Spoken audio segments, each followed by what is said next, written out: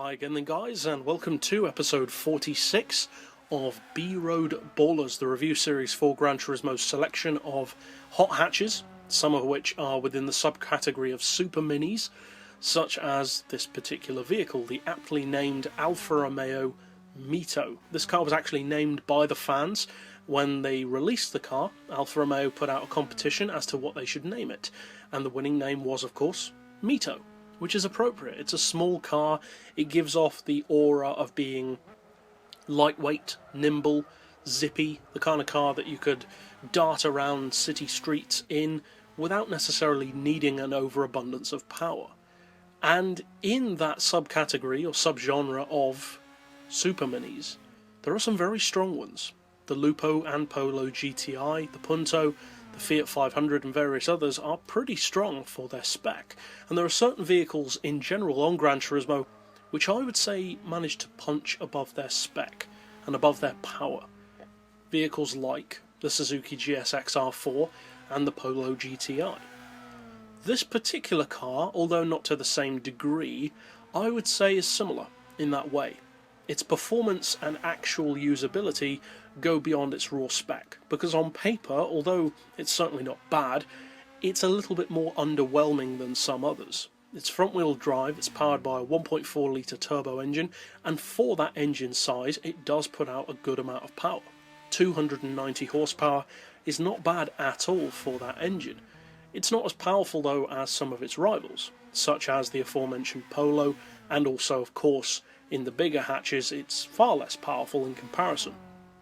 As far as torque, it puts out 235 foot-pounds, and it's pretty light. It weighs 958 kilos. At the same time though, that's not the lightest of its type. That is heavier than, for instance, the Lupo GTI. So overall, although it's good, it's not the best. It doesn't really lead the way in any particular regard. The good thing about the Punto though, I think, is how good it is all round. It's not the best at anything, but it's pretty good at most things. Top speed is decent for the power, the acceleration is reasonable, the handling's certainly very good, it's very easy to drive, it's relatively compact, nimble, light enough to be considered lightweight, and powerful enough to be considered quick. As far as price, this car costs just under 29,000 credits, so it's not too expensive by any means. It's more expensive than some, but certainly no way near the upper levels of hot hatch price, and the PP fully tuned is a reasonable, perhaps a little too high, but overall a reasonable 482. Overall, the MiTo is, I would say, more of an interesting alternative to more obvious choices of Super Mini and Hot Hatch rather than a pack leader. It's not the kind of car which is going to win every race you enter, but it is the kind of car that will always give the opposition a very good run for their money, and is certainly capable of giving you a victory. The handling, as I mentioned, is very good, and the fact that it is so beginner friendly does give the car a huge advantage, especially early on in the game, for people who maybe haven't been playing Gran Turismo 6 for as long, or maybe haven't played Gran Turismo 6 very much in general.